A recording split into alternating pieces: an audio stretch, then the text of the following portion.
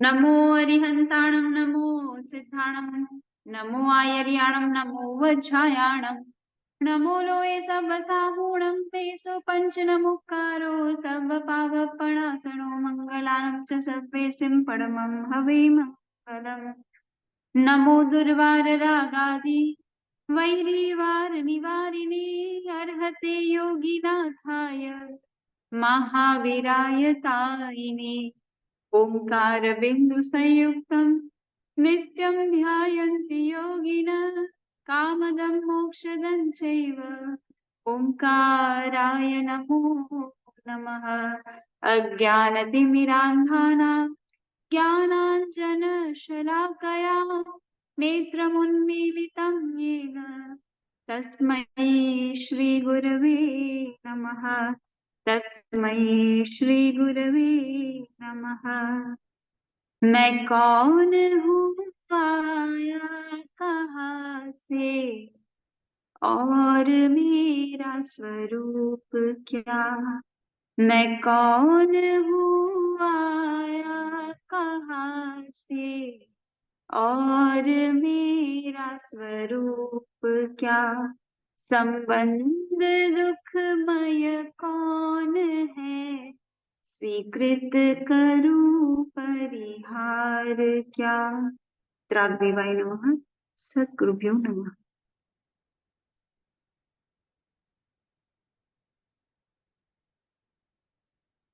पिछले क्लास में हमने सम्यक चारित्र की चर्चा की थी।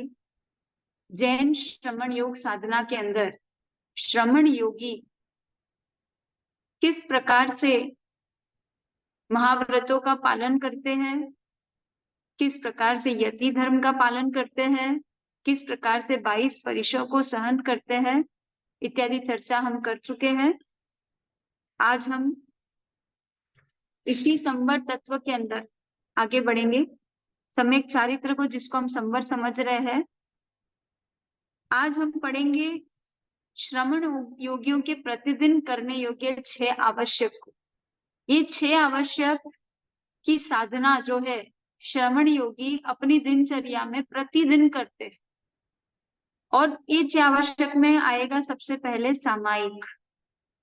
सामायिक का तात्पर्य सर्व हिंसा को त्याग करना है, क्योंकि जैसे ही हम सावज्यम जोगम पच्छखामी कह देते हैं तो सावध्य योग का पचखाण होता है। किंतु वास्तव में सामायिक की परिभाषा यदि करें तो समभाव में आ जाना है। जैसे हम समभाव में आ जाते हैं तो हिंसा तो यूं छूट जाती है। 6 काई जीवों की हिंसा, सावध्य योग, आरंभ, समारंभ, ये तो ऐसे भी छूट ही जाने वाले हैं।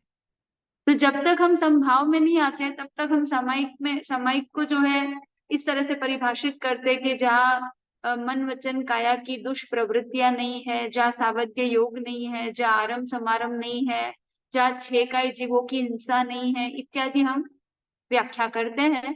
पर वास्तव में सामायिक की व्याख्या यही है कि समभाव में आ जाना है। और समभाव में जैसे ही जीवात्मा आ जाती है तो स्वतः ही सारे धर्म आराधना होने लगती है। ठीक है, तो कहते हैं कि समभाव अनुकूल और प्रतिकूल परिस्थिति, क्योंकि कोई भी परिस्थिति से हम गुजर रहे होते हैं, कोई भी सिचुएशन में हम हमेशा होते ही होते हैं। अब वो सिचुएशन हमारे लिए मनोज्ञ हो सकती है, अनुकूल हो सकती है, कंफर्टेबल हो सकती है या फेवरेबल हो सकती है। और जो सिचुएशन हमारे लिए फेवरेबल नहीं है, अनफेवरेबल है, उसको हम कहते हैं प्रतिकूल परिस्थिति। तो अनुकूल प्रतिकूल परिस्थिति में श्रमण कैसे जीता है, समभाव में जीता है, और वही उसकी सामायिक है। तो समभाव यानी कैसे, सम में कैसे आना है, राग द्वेष से ऊपर कैसे उठकर समभाव में आना है। तो कहते हैं कि राग को घटाना नहीं है, द्वेष को घटाना नहीं है, ये दिशा में नहीं जाना है। इस दिशा में जाओगे तो कुछ हाथ नहीं लगेगा, क्योंकि राग को घटाना हमारे हाथ में नहीं है, द्वेष को घटाना भी हमारे हाथ में नहीं है। हम अपने वीतराग स्वभाव का आलंबन ले। हमारे अंदर जो आत्मा का स्वभाव है वो वीतरागमय स्वभाव है। आप प्रतिक्षण जान रहे हो तो उस जानने में आपके राग द्वेष का जोर है क्या? नहीं है। आप प्रतिक्षण साक्षी बन रहे हो, आपकी इच्छा हो तो भाई मैं अभी साक्षी बनूं, नहीं इच्छा हो तो मेरे को साक्षी नहीं बनना है क्या आपके स्वभाव पर आपका जोर? नहीं है। तो इसका तात्पर्य है कि आपका स्वभाव राग द्वेष से परे है, वीतराग रूप में ही परिणम रहे हो आप। आपको उस वीतराग रूप में अपने स्वभाव को देखना है और उसके साथ जुड़ना। जैसे नदियों का पानी हर किसी के लिए है, सूर्य की रोशनी हर किसी के लिए है, प्रकृति में आप चारों ओर देखो, कहाँ राग द्वेष, कहीं भी राग द्वेष नहीं। राग द्वेष केवल हमारे चित्त में पड़े हुए संस्कार में है, हमारी आत्मा के अंदर, हमारे स्वभाव में भी राग द्वेष नहीं। तो पूरा विश्व 6 द्रव्यों से बना हुआ है, धर्मास्तिका, धर्मास्तिका, आकाश, उद्गल, काल। बोलो समय सबके लिए राग द्वेष युक्त है या पक्ष निष्पक्ष? समय निष्पक्ष चलता है, किसी के लिए फेवर, किसी के लिए अनफेवर, ऐसा कोई टाइम का कोई इंटेंशन नहीं है। टाइम तो अपने हिसाब से चलते रहता है। So everywhere in the universe there is nothing which is under the control of rag and dvesh. Everything is निष्पक्ष, everything is in the वीतराग स्वभाव। तो हमारी आत्मा भी इसी प्रकृति का अंश है, हम भी इसी यूनिवर्स को बिलोंग करते हैं। हमारी आत्मा भी मूल से वीतरागी, और इसीलिए हम ज्ञान, दर्शन, चारित्र, तप, वीर्य, उपयोग, साक्षी, चैतन्य, ये सब हम वीतराग रूप में ही कर रहे हैं। हमें उसको पहचानना है और वहां दृष्टि करनी है और उसको अनुभव करना है, बस आपका राग द्वेष गायब हो जाएगा, है ना। जैसे भगवान महावीर की परीक्षा लेने के लिए संगम आए थे, उन्होंने कितनी प्रतिकूल परिस्थितियां खड़ी कर दी। सोचो, अगर आप काउसक में खड़े और आपके पाव के ऊपर अगर माचिस लगाकर खीर पकाई जाए तो उसका ताप हम सहन कर सकते हैं क्या? नहीं कर सकते। हम तो एक चींटी का डंक भी सहन नहीं कर सकते, तो अग्नि का ताप तो हम क्या सहन करेंगे। तो कितनी प्रतिकूल परिस्थिति थी कि उनके पाव पर खीर पकाई गई, पर भगवान का ध्यान विचलित नहीं हुआ। क्यों नहीं हुआ? कहाँ थे वो? क्यों उन्हें दर्द नहीं हुआ? क्यों उनका ध्यान भंग नहीं हुआ? कौन सी ऐसी स्थिति में थे वो कि उनको कोई फर्क ही नहीं पड़ा? तब हमको उसमें गहराई में जाना होगा कि उनकी संभाव का जो आलम्बन है वो क्या है, वो कहाँ है। तो भगवान अपनी आत्मा के वीतराग स्वभाव में, अपने समभाव में लीन थे। वो खीर जो पक रही है उनके पाव पर, उसको सहन नहीं कर रहे थे, क्योंकि ये सहन करने की सीमा में है ही नहीं। ये मनुष्य के लिए असहनीय पीड़ा है, कोई भी मानव जो है इसको सहन कर ही नहीं सकता। तो भगवान क्या कर रहे थे? भगवान तो समभाव में लीन थे, सहन हो रहा था। He was not there. अगर हम सहन करने जाएंगे, अगर सहन करने वाले बनेंगे कि मैं कितना सहन कर रहा हूँ, मैं कितना सहन करूं, मैं कितना बर्दाश्त करूं, then that is the wrong direction in spiritual sadhana. Nothing to be done outside in the world. कोई भी प्रतिकूल परिस्थिति, उन्होंने सांप लाए, बिच्छू लाए, उन्होंने न जाने कितने कितने जंगली जानवर लाए, कितना डरावना वातावरण बनाया, उन्होंने भारी काल चक्र भी परमात्मा के ऊपर छोड़ दिया, फिर भी परमात्मा का ध्यान भंग नहीं हुआ। That means he was not doing, he was not tolerating, he was in the equanimous state. वो अपनी समभाव में लीन थे, ऐसे थे कि वो परिस्थितियों को देखने वाले दृष्टा बन गए थे। उन्होंने वो भेद रेखा खींच ली थी और वो उन परिस्थितियों से भिन्न खड़े थे। हम कहाँ हैं? हम परिस्थितियों के अंदर उलझे हुए हैं। आपके साथ जो हो रहा है, आप उसमें इन्वॉल्व हैं और आप उससे प्रभावित हो रहे हैं। अगर आपको कोई 2 शब्द कह रहा है तो हम रिएक्शन दे रहे हैं, हमें दर्द हो रहा है, हमें महसूस हो रहा है, because we are involve in the परिस्थिति।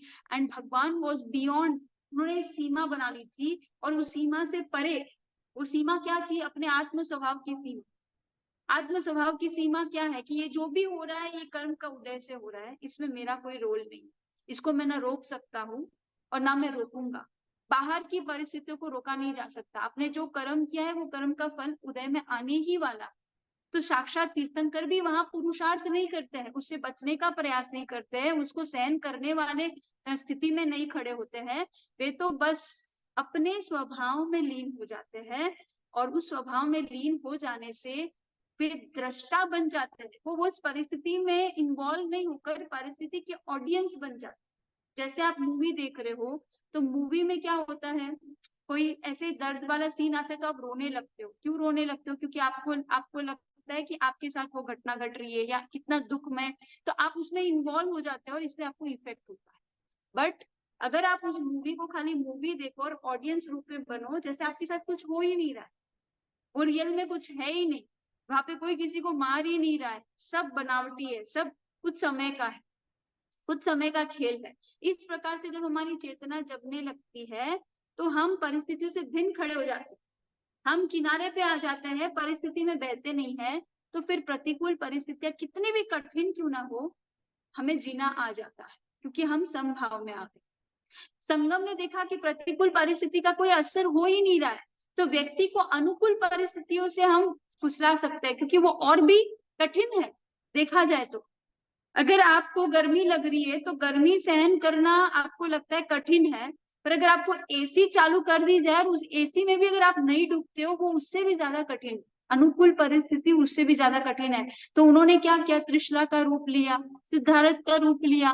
जिस प्रकार त्रिशला माँ प्रेम से अपने संतान को बुलाती है, वीर प्रभु को, उस प्रकार से वो बुला रही है, उन वचनों से बुला रही है, फिर भी प्रभु का ध्यान भंग रही है।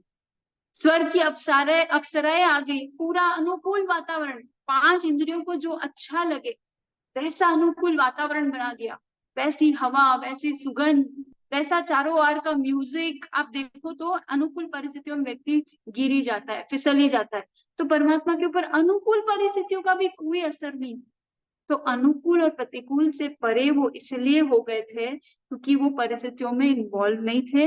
वो अपनी आत्मा के वीतराग स्वभाव के साथ जुड़ चुके थे, उसके आश्रय में आकर वीतराग स्वभाव का अनुभव कर रहे थे, और इसीलिए बाहर की परिस्थितियां उनको राग या द्वेष में ले जा ही नहीं सकती। तो ये श्रमणों की साधना है कि वे राग और द्वेष को घटाते नहीं है, वे वीतराग का आलंबन लेते हैं, और राग द्वेष धीरे धीरे धीरे आपको आप घटने लगते हैं। जिस प्रकार दीपक जलाने से अंधेरा भागता है, वैसे स्वभाव में ज्ञान की ज्योति, स्वरूप की ज्योति जग जाती है। दृष्टि में जब स्वरूप आ जाता है तो सारे कषाय विषय आपो आप भागने लगते हैं। राइट। तो श्रमणों की 6 आवश्यक में सबसे पहली सामायिक यानी समभाव की साधना है, जिसमें वे वीतराग स्वभाव का आलंबन लेकर समभाव में लीन होते हैं और हर परिस्थिति से बैलेंस वे में गुजरते हैं। दूसरा आवश्यक है कि वे 24 तीर्थंकरों की स्तवनावली करते हैं, चतुर्विंशति स्तव। तो 24 तीर्थंकरों की स्तवनावली क्यों करनी है? कहते हैं कि गुणानुवाद करने से हम में गुण प्रकट होते हैं। तो हमारा लक्ष्य क्या है? हमें भी तो हमारे अंदर जो अरियंत अवस्था है उस अवस्था को प्रकट करना है। परमात्मा के गुणगान करने से हमें परमात्मा के पूरा स्वरूप दिखता है, उनकी पूरी साधना दिखती है, उनके स्वरूप में हमें अपना स्वरूप दिखता है, उनके गुणों में हमें अपने गुणों के दर्शन होते हैं, और इसीलिए हमें परमात्मा का नित्य गुणगान करना है। गुणवान व्यक्तियों के गुणगान करने से क्या होता है, हमारे अंदर जितने भी दोष है वे स्वतः ही हमसे दूर होने लगते हैं, और हम हमारे जो रोल मॉडल है उनके अंदर में हमारा ट्रांसफॉर्मेशन होना शुरू हो जाता है। जो जिसकी आराधना करता है उसके आराध्य के गुण उसमें आ ही जाते हैं अंततः, है ना। तो इसीलिए चतुर्विंशति स्तव करना है। कहते हैं कि हम परमात्मा के गुण गाते हैं, किंतु परमात्मा ने पूरी दिनवाणी में, पूरी देशना में केवल आपके, हमारे कहने का तात्पर्य है कि आत्मा के गुण गाए, आत्मा की महिमा बताइए। हमें परमात्मा की महिमा आती है, किंतु परमात्मा ने आत्मा की महिमा का गान किया है कि आत्मा कैसी है, अपने स्वरूप को पहचानो, जानो, हमारे अंदर भी वही परमात्मा तत्व छिपा हुआ है, उसको प्रकट करो। तो परमात्मा के गुणगान गाने से एक दिन हम भी परमात्मा बन जाते हैं, और इसीलिए श्रमण योगी जो है प्रतिदिन 24 तीर्थंकरों की स्तवना। फिर तीसरे आवश्यक में आता है वंदना। वंदना यानी अपने आप को समर्पण करना, अपने आप को पूरी तरह से जो है भगवान के चरणों में डिवोट कर देना है, डेडिकेट कर देना। तो तीसरा आवश्यक जो है वो वंदना है। वंदना के अंदर जो है हम सरलता और समर्पण के गुण को प्रकट करते हैं हमारे अंदर। तो जब हम नमस्कार करते हैं, नमन करते हैं, तो हमारी आत्मा में जो मान कषाई है वो घटता है, और कहते हैं कि व्यक्ति के अंदर विनय, सरलता, समर्पण ये आ जाते तो उसके अंदर पात्रता आ जाती है, जिसके अंदर परमात्मा की वाणी प्रवेश करती है, ज्ञान प्रवेश करता है, ज्ञान की योग्यता आ जाती है। जब हमारे अंदर नम्रता, विनय, सरलता, समता आ जाती है, समर्पण आ जाता है, और इसीलिए हमको वंदना करनी है। और देखा जाए तो अरियन भगवान हमारे लिए गुरु है। कहते हैं ना, गुरु गोविंद दो खड़े। तो सबसे पहले हमको भगवान को नमना है या गुरु को? तो नमो अरियंतरम कहकर हम अरियंत को नम्र है ना, तो अरियंत एक्चुअली हमारे परम गुरु है, क्योंकि वो नहीं बोले होते तो किसी को मार्ग दिखाई नहीं होता। आज कोई संसार से पार जा ही नहीं सकता होता। तो अरिहंत हमारे लिए परम गुरु है और सिद्ध भगवान हमारे लिए ईश्वर हो गए, क्योंकि वो सिद्ध हो गए। और इसीलिए हम अरिहंत को पहले याद करते हैं नौकार मंत्र में। सिद्ध बड़े हैं फिर भी अरिहंत को याद करते हैं, क्योंकि गुरु की महिमा तो अपरंपार है। और इसीलिए तीसरे आवश्यक में जो है गुरु वंदना हमारे लिए कंपलसरी है। तो श्रमण योगी जो है वंदना करते हैं। चौथे में प्रतिक्रमण आवश्यक है। परमात्मा महावीर ने आज्ञा फरमाई कि पंचम काल के अंदर जो है प्रमाद होगा ही, क्योंकि हम सबके पास अस्थिर मन है। हम निरंतर स्वभाव में लीन रह ही नहीं सकते, हम आत्म भाव से वापस बाहर आ जाते हैं, क्योंकि आत्म भाव में लीन रह जाए तो केवल ज्ञान हो जाए। तो केवल ज्ञान की स्थिति है नहीं, स्थिर मन है नहीं। हम कुछ क्षण के लिए आत्मा में लीन होते हैं, फिर हमारा ध्यान भंग होता है, फिर हम इस तरह से प्रमाद का सिलसिला चलता रहेगा। और इसीलिए जहां जहां प्रमाद है वहां वहां हम सीमा का अतिक्रमण करते हैं। हमने एक बॉर्डर बनाई है ना, संयम की बॉर्डर बनाई है, अपने स्वरूप की बॉर्डर बनाई है, अपने स्वभाव की सीमा बनाई है। उस सीमा के अंदर हमें रहना है। पर अब जैसे स्वभाव से बाहर आ जाते हैं, पर भाव में आ जाते हैं, तो हमने बॉर्डर क्रॉस कर दी, हमने अतिक्रमण कर लिया। तो पुनः स्वभाव में लौटना, पुनः उस अतिक्रमण की क्षमा याचना करके अप्रमत हो जाना, प्रमाद का त्याग कर देना, तो ये हो गया प्रतिक्रमण। और इसीलिए चतुर्विद संघ में प्रत्येक साधु साध्वी श्रावक श्राविका को परमात्मा की आज्ञा है that you have to confess. आपको प्रतिदिन कन्फेशन करना है। प्रतिक्रमण is nothing but a process of confession, you can tell that. फिर पांचवे आवश्यक में जो है बताया है काउसक, है ना। झाणम उसक गोवीय, अभ्यंतर तप की गाथा में आता है द हाईएस्ट लेवल ऑफ तपस्या इज उत्सर्ग। उत्सर्ग यानी मन वचन काया से परे चले जाना। हमने एग्जाम्पल में बात की थी कि हम सोचते हैं तो मन एक्सपीरियंस होता है, हम बोलते हैं तो वाणी एक्सपीरियंस में आती है, और अगर हम फिजिकली मूवमेंट करते हैं तो बॉडी एक्सपीरियंस में आती है। अगर आप फिजिकली कोई भी मूवमेंट नहीं करो, पत्थर की तरह खड़े हो जाओ, then you will not experience body. If you stop talking, you will not experience your voice. If you stop thinking, you will not experience your mind. Right. तो भगवान जब अपने स्वभाव में लीन हो जाते थे तो मन वचन काया होते हुए भी वो उसको एक्सपीरियंस नहीं कर रहे थे। तो जब हम अपने स्वभाव में लीन हो जाएंगे, जब एक श्रमण योगी अपने स्वभाव में लीन हो जाते हैं, तो मन वचन काया का स्वतः ही उत्सर्ग हो जाता है, यानी त्याग हो जाता है। राइट। सो ये हाईएस्ट लेवल की तपस्या, so that we called as utsarg. And the last आवश्यक is पचखांड। पचखांड is to take संकल्प, प्रतिज्ञा ले। जब तक हम संकल्प पे नहीं आते हैं हमें डायरेक्शन नहीं मिलता। छोटा सा एग्जांपल देती हूँ कि जैसे हम लोग संवत्सरी में उपवास करने का संकल्प करते हैं, तो संवत्सरी के दिन हमको किसी को भूख नहीं लगती और हमारे अंदर थॉट भी नहीं आता कि हम संवत्सरी को कुछ खाए। किंतु संवत्सरी के नेक्स्ट डे पारने में क्या खाना है उसकी पूरी प्लानिंग चलती है। क्यों? क्योंकि वहां संकल्प नहीं है, तो इसलिए हमारा मन विचलित हो जाता है। यहाँ पर हमने मन को पूरी तरह से पचखाड़ में बांध कर रखा हुआ है। So the moment you think that today I am not going to eat, तो आज आप मालिक बन गए और मन नौकर बन गया। मन कितना भी कहे आप संवत्सरी को नहीं खाओगे, बिकॉज आपकी उस दिन चलेगी। पर नेक्स्ट डे मन की चलती है, आपकी नहीं चलती है। मन बोलता है ये खाना है, वो खाना है, यहाँ जाना है, वहां जाना है, और आप पीछे पीछे गुलाम की तरफ पहुंच जाते, क्योंकि वहां पे संकल्प नहीं है। तो पचखाण का चमत्कार ये है कि अगर आप मन में धार लो कि मुझे आज एकाशना करना है, अम्बिल करना है, उपवास करना है, तो आपको उसी हिसाब से भूख लगेगी। आपको भूख ही नहीं लगेगी, बिकॉज आपके बॉडी को, आपके ब्रेन को ऑटो सजेशन हो गया है that today we are not going to have anything. तो डाइजेस्टिव जूस भी सेक्रेट नहीं होते हैं और हमें भूख भी नहीं लगती। पर अगर आपने सोच लिया है कि आज मुझे खाना है और अचानक से आपको उपवास करने बोल दे, तो आपके लिए कठिन हो जाएगा, क्योंकि वहां पे संकल्प नहीं है। तो प्रत्याख्यान is nothing but to come into a determination. तो आपका स्ट्रॉन्ग डिटर्मिनेशन होगा तो आप परिस्थितियों से प्रभावित नहीं होंगे, और आपका माइंड बॉडी जो है उस डिटर्मिनेशन के अनुकूल काम करेंगे, बिकॉज आपने एग्जीक्यूशन दे दिया है कि मुझे आज उपवास करनी है, and your in the action of upvas, and now mind and body are enslaved to it.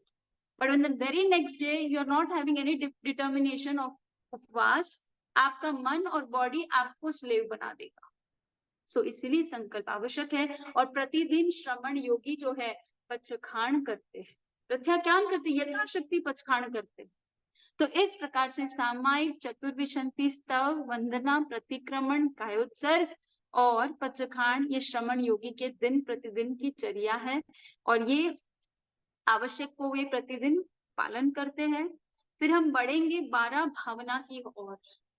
पूरी जैन श्रमण योग साधना का जो फाउंडेशन पूछो आप, जो नींव पूछो, जिसके ऊपर पूरी साधना खड़ी है, वो 12 भावना है।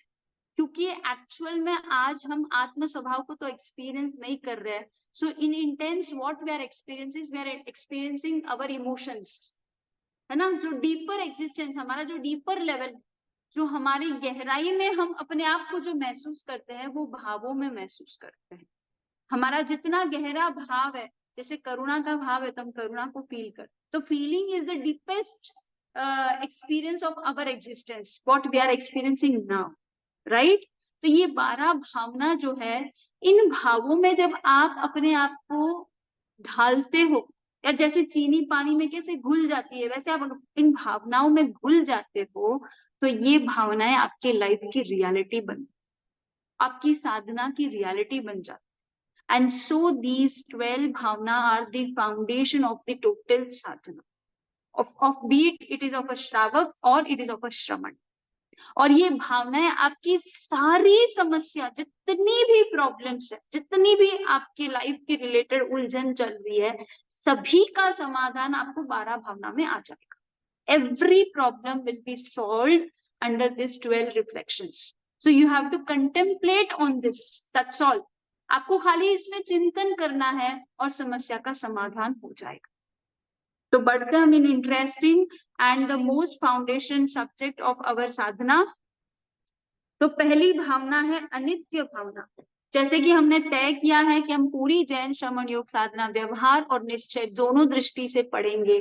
सो हम 12 भावना को भी दोनों ही दृष्टि से पढ़ेंगे, राइट। सो अनित्य भावना, अनित्य भावना के अंदर कहते हैं, 2 पंक्तियां बोलूंगी।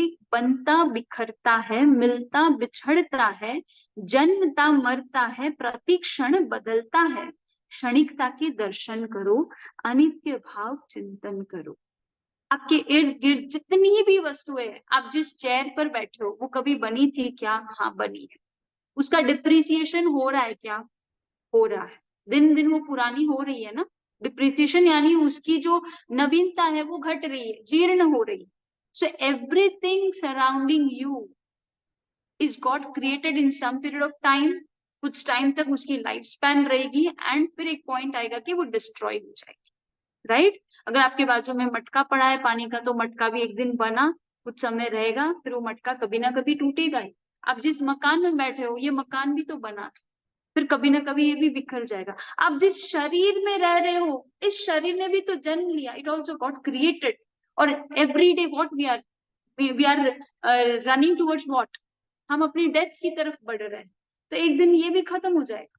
तो आपके इर्द गिर्द जो भी चीजें हैं, वे सारी चीजें जो दिखाई पड़ रही है, वे सारी कभी ना कभी बनी है और कभी ना कभी खत्म हो जाएगी। तो उनका जो खत्म होने का जो स्थिति है, जो बना है वो खत्म होगा, और जो कभी नहीं बना है वो कभी खत्म नहीं होगा। ये यूनिवर्सल लॉस।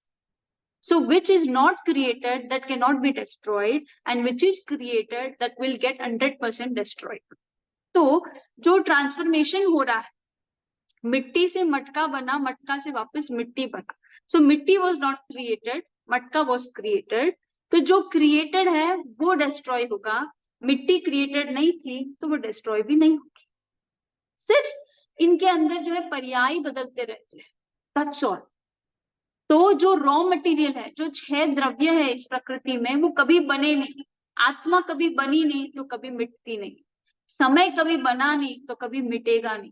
तो जो चीजें कभी भी बनी नहीं है वो कभी नहीं मिटेगा। स्पेस बना क्या, आकाश बना क्या, नहीं बना, वो सदा से था, आज भी है और हमेशा रहे।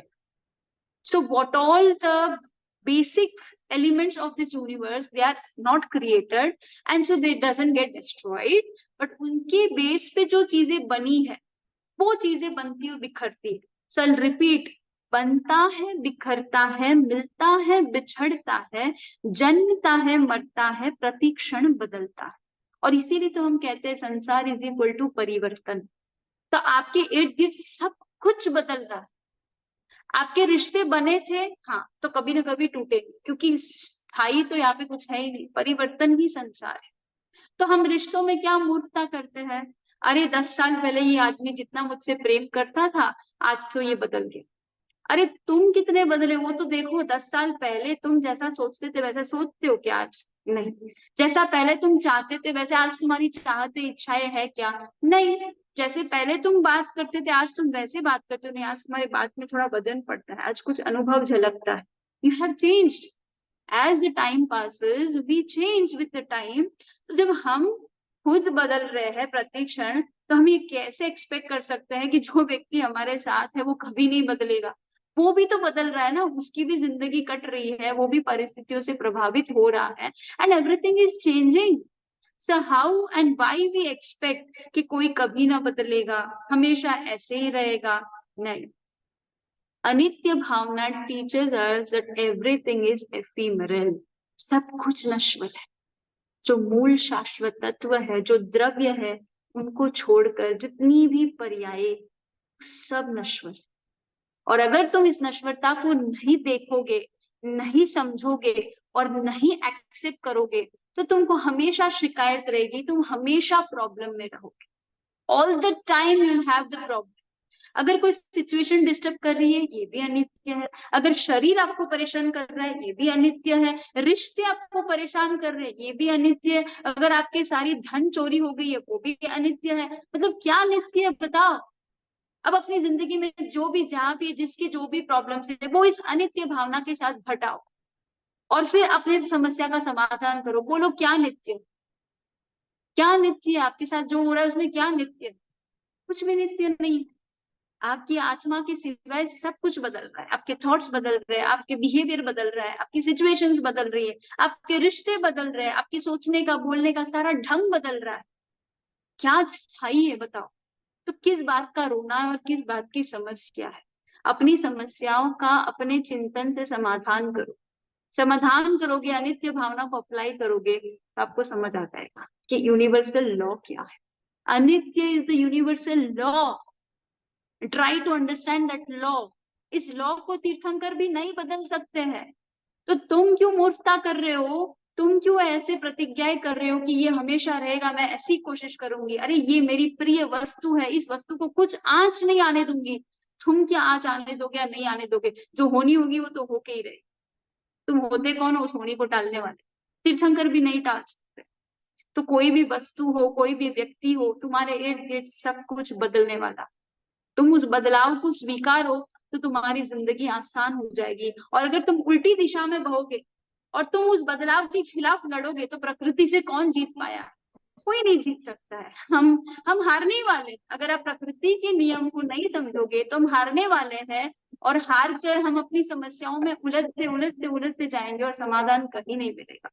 सो 12 भावनाओं में अपनी समस्या का समाधान ढूंढ लेना, और फिर भी नहीं ढूंढ पाए तो मुझे क्वेश्चंस देना। मैं 12 भावना से आपकी समस्या का समाधान दूंगी। ओके। तो ये अनित्य भावना जो है, हमने व्यवहार से देखा था कि बन रहा है, बिखर रहा है, चीजें मिल रही है, बिछड़ रही है, लोग मिल रहे हैं, है ना, जन्म हो रहा है, मरण हो रहा है, प्रतिक्षण सब कुछ बदल रहा है। और हमारे इर्द गिर्द जितनी भी क्षणिकता है, उस क्षणिकता के दर्शन करो और अनित्य भावना का चिंतन करो। ये तो व्यवहार से हुआ। अब हम निश्चय से देखेंगे अनित्य भावना क्या है। निश्चय से देखोगे तो सेल्फ फोकस हो जाओगे, आत्मा की ओर आपकी दृष्टि करनी होगी। You will get connected with the self. सभी द्रव्य नित्य, गुण धर्म नित्य। जितने भी द्रव्य है वो नित्य है, और उनकी जो क्वालिटीज है परमानेंट, वो भी नित्य है। पर्याय अनित्य, यही है सत्य। किंतु उन द्रव्यों में जो पर्याय हो रही है वो अनित्य है, और उस अनित्यता को देखो। पर्याय की तुम नश्वरता को देखो, अनित्य भावना चिंतन करो।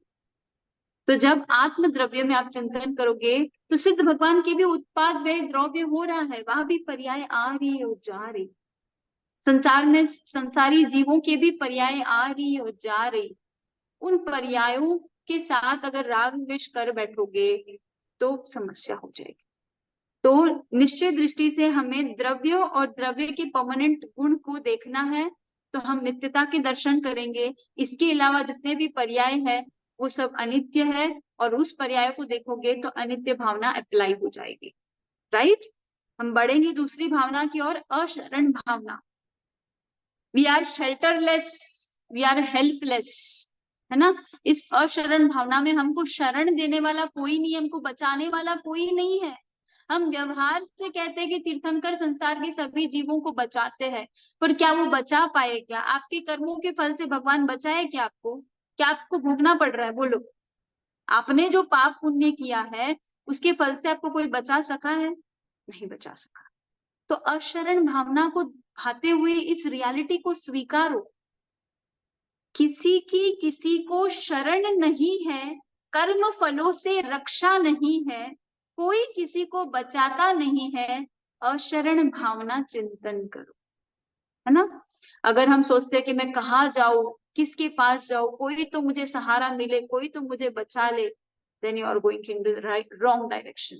क्योंकि साक्षात पंच परमेष्टि भी हमें नहीं बचा सकते। ये शरण भी हम शरण खाली निमित्त रूप में लेते हैं, वास्तव रूप में आत्मा को कोई शरण है ही नहीं। आत्मा अकेला था, अपने सुख दुख का कर्ता, सुख दुख का भोगता वो अकेला ही है। कोई उसकी रक्षा कर ही नहीं सकता है, उसको स्वयं ही रक्षा करनी होगी अपनी, आत्मनिर्भर होना होगा। आत्मा को केवल आत्मा का ही शरण, बस एक ही शरण। और इसीलिए हम जब निश्चय से अशरण भावना पढ़ेंगे तो उसका मीनिंग ऐसे होगा कि चत्तारी शरणम निमित्त ही है, संयोग इनका सीमित ही है, आत्म को केवल आत्म ही शरण है, और शरण भावना चिंतन करो। आपको यदि बचना है, यदि आप अपने आप को बचाना चाहते हो, अपनी रक्षा करना चाहते हो, तो आपको केवल और केवल अपनी शरण में जाना होगा, अपनी आत्मा के अंदर जाना होगा। तो ही आपका कल्याण हो सकता है, आप सारी समस्याओं से, सारे दुख से, सारी परेशानियों से बच पाओगे। That's all. और कोई शरण इस संसार में है ही, तीनों लोक में कोई शरण नहीं है।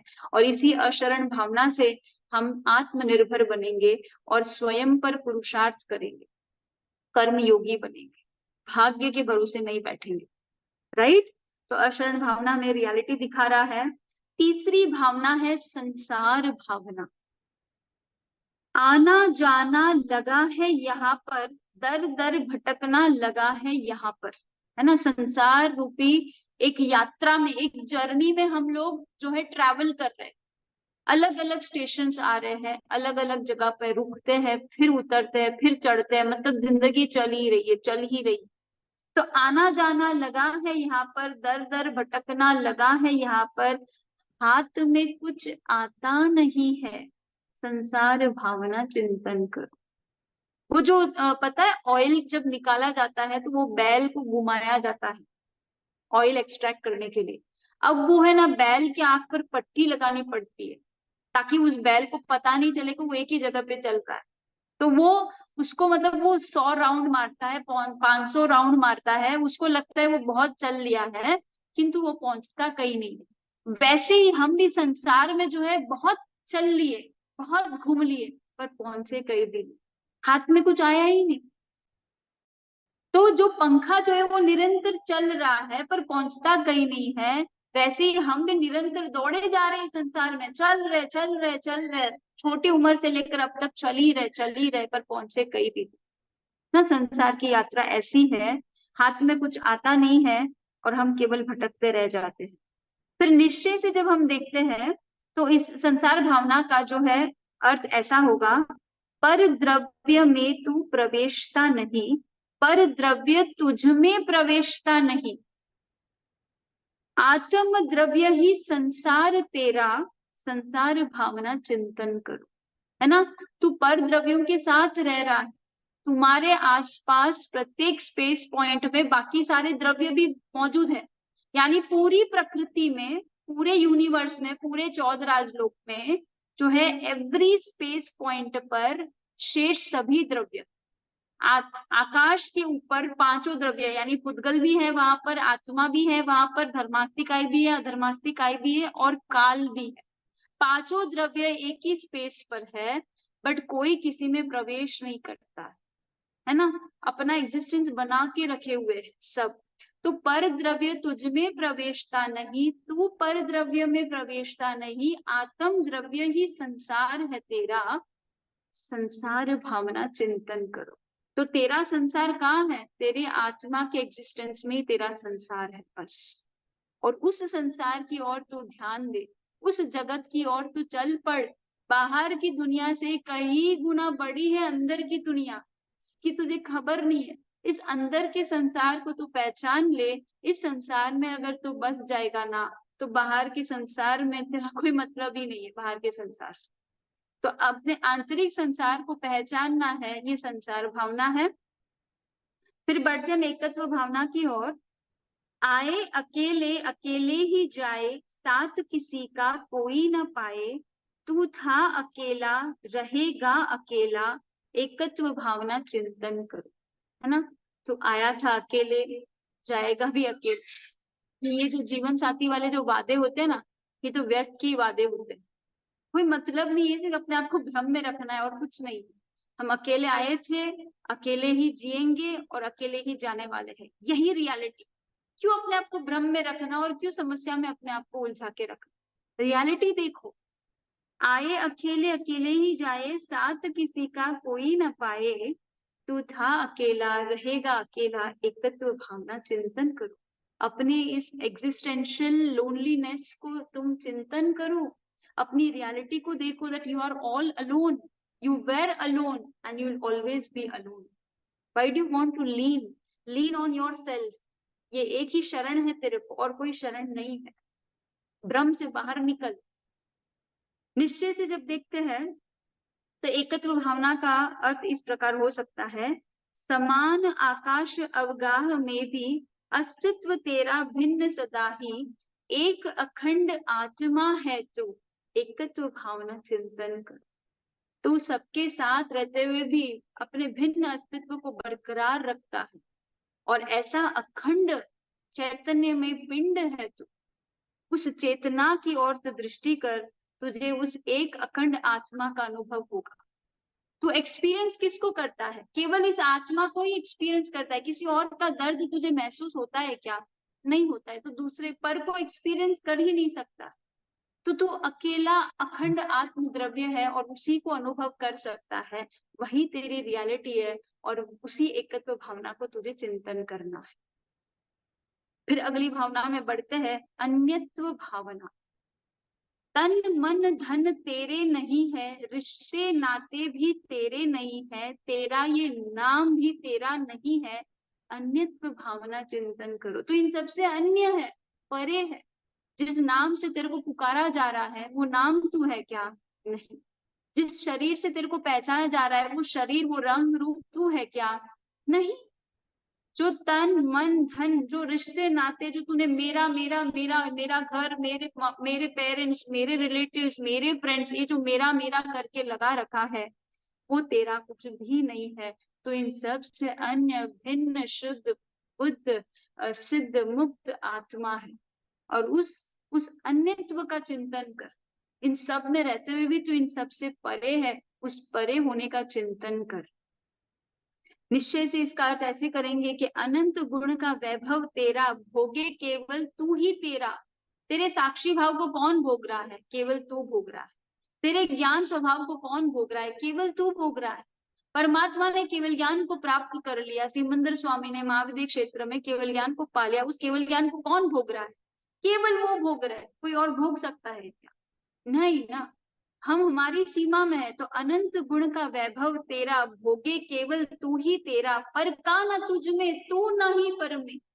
किसी का तेरे अंदर प्रवेश नहीं कर सकता, तू किसी का भोग नहीं सकता, तेरा कोई भोग नहीं सकता।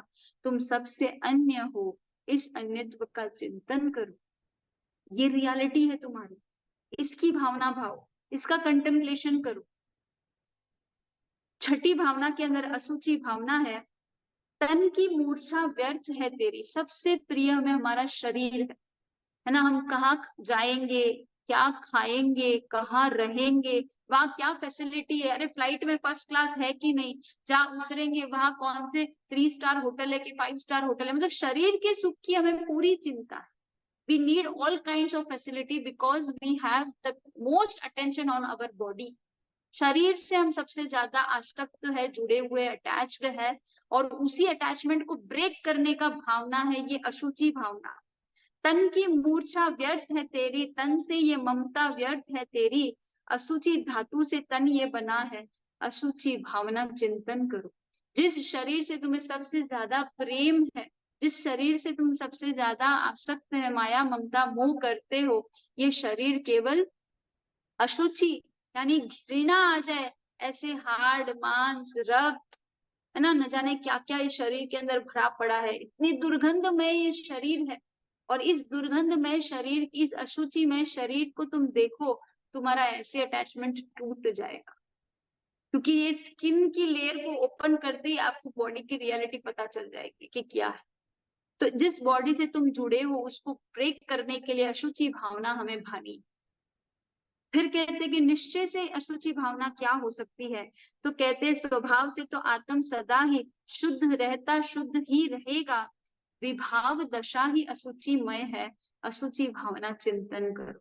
जब तुम राग में जाते हो तुम मलिन बन जाते हो, जब तुम द्वेष में जाते हो तुम मैले हो जाते हो, जब तुम क्रोध करते हो, जब तुम लोभ करते हो, तुम्हारा मन, तुम्हारी आत्मा जो है मैली हो जाती है। हम बोलते हैं इसका मन कितना काला है, इसकी आत्मा कितनी नीच है, कितनी गिरी हुई है।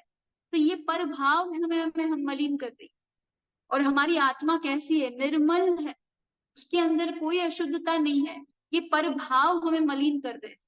तो उस मलिनता का कारण जो है, उस अशुचिमय प्रभाव को हमें देखना है, और शुचिमय हमारी आत्म स्वभाव को देखना है। और जैसे शुचिमय आत्म स्वभाव का आलंबन लोगे तो प्रभाव स्वतः ही खत्म होने लगेंगे। फिर बढ़ेंगे आश्रव, संवर और निर्जरा, ये 3 भावना है जिनकी चर्चा हम ऑलरेडी नव तत्व की चर्चा में कर चुके हैं। व्यवहार से आश्रव अर्थात आत्मा में कर्म का आना, है ना, संवर यानी आते हुए कर्म का रुक जाना, और निर्जरा यानी कर्म का आत्मा से अलग होना।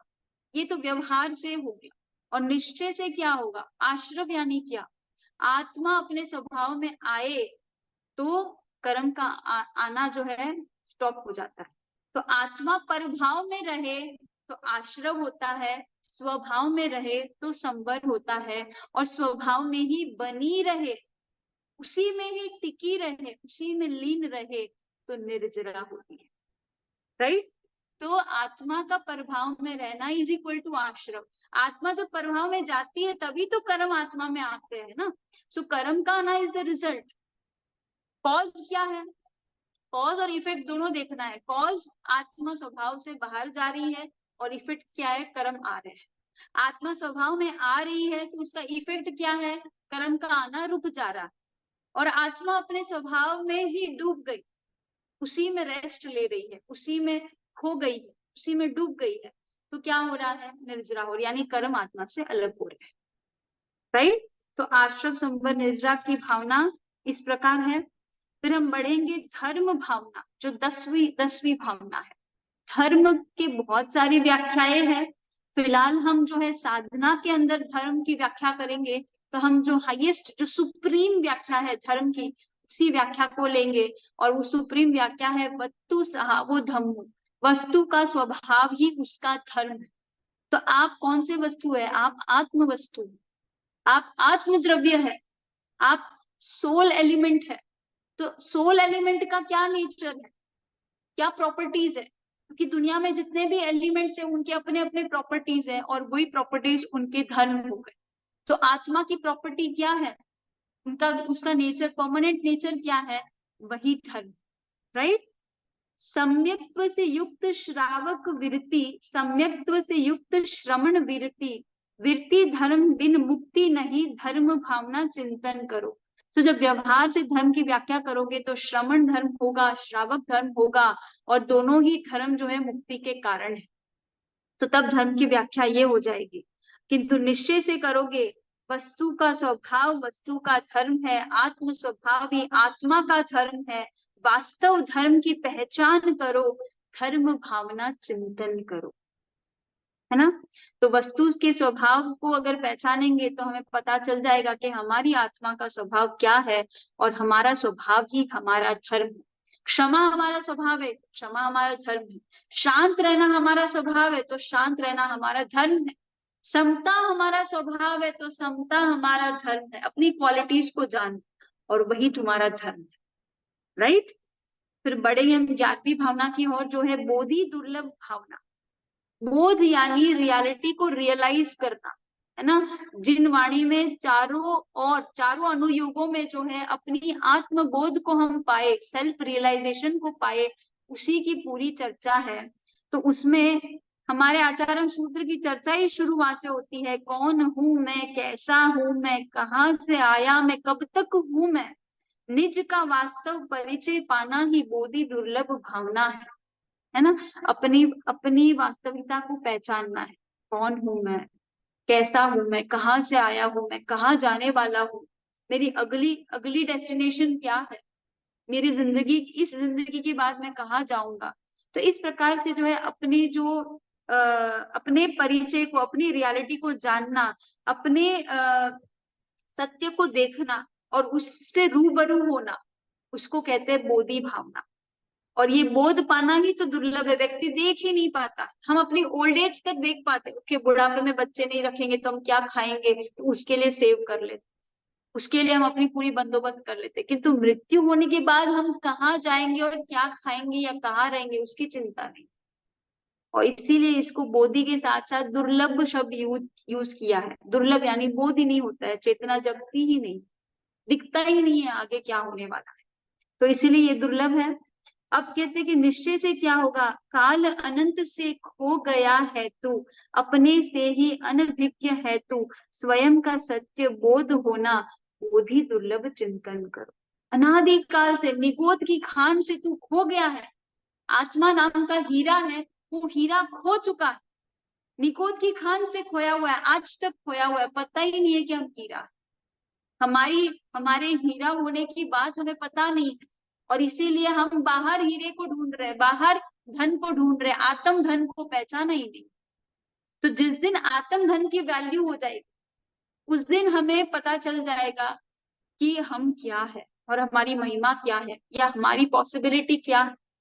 तो हम सुन रहे हैं, इंफॉर्मेशन लेवल पर हमारे पास बहुत कुछ है, बट एक्सपीरियंशियल लेवल पर कुछ भी नहीं है। और एक्सपीरियंशियल लेवल तक जाने के लिए हम इनको 12 भावनाओं को हमें प्रयोग करना, इनको हमें कंटेम्पलेट करना है, तभी हम इस डायरेक्शन में आगे बढ़े। अंतिम भावना है लोक स्वरूप भावना। लोक यानी 14 राजलोक जो है उसकी बात है। षट द्रव्यमय लोक है सारा, 14 राज प्रमाण विस्तारा, इस लोक में अस्तित्व तेरा, लोक स्वरूप चिंतन कर। इस पूरे 14 राजलोक में तेरा अस्तित्व बना हुआ है, और इस 14 राजलोक के बारे में ऊर्ध्व लोक, मध्य लोक, अधोलोक, वहां की दुनिया, वहां की परिस्थितियां, इन सब से अवगत होना, उसके बारे में चिंतन करना, ये लोक स्वरूप चिंतन है। और जब निश्चय से हम इसकी व्याख्या करेंगे तो इसका अर्थ ये होगा, दर्शन ज्ञान चारित्र तप वीर्य उपयोग लक्षण युक्त ऐसा आत्म लोक तुम्हारा, लोक स्वरूप चिंतन करो। अपने आत्म लोक को देखो, अपने आत्म जगत को देखो और अपने स्वरूप का चिंतन करो, तो ये लोक स्वरूप भावना होगी। तो मैंने पूरी कोशिश की है कि 12 भावनाओं को व्यवहार और निश्चय से आपके समक्ष प्रस्तुत करूं, ताकि आप इससे कनेक्ट हो सके ना। व्यवहार से जब आप इन 12 भावनाओं को कंटेम्पलेट करोगे, तो आप आपकी बाहर की सारी उलझनों का समाधान कर लोगे। और निश्चय से जब इन 12 भावनाओं को कंटेम्पलेट करोगे, तो आप सेल्फ से कनेक्ट हो जाओ। अपने आप से जुड़ने के लिए आपको इन्हीं 12 भावनाओं को सेल्फ निश्चय से देखना है। और आपकी बाहर की जितनी भी प्रॉब्लम्स है, उन सारी प्रॉब्लम्स का यदि आपको सोल्यूशन चाहिए, तो आप व्यवहार से जब आप देखोगे, 12 भावनाओं को अप्लाई करोगे, तो आपकी सारी समस्याओं का समाधान हो जाएगा, है ना। तो मैं आज के सेशन को यहीं पर समाप्त करूंगी, क्योंकि वी आर नियरर टू 7:55। तो हमने आज 6 आवश्यक और 12 भावना के विषय में जानने का प्रयास किया है। किनको भी कोई भी प्रश्न है तो आप भी पूछ लीजिए, 5 मिनट है हमारे पास, है ना। और फिर हम नेक्स्ट क्लास में आगे कंटिन्यू करेंगे।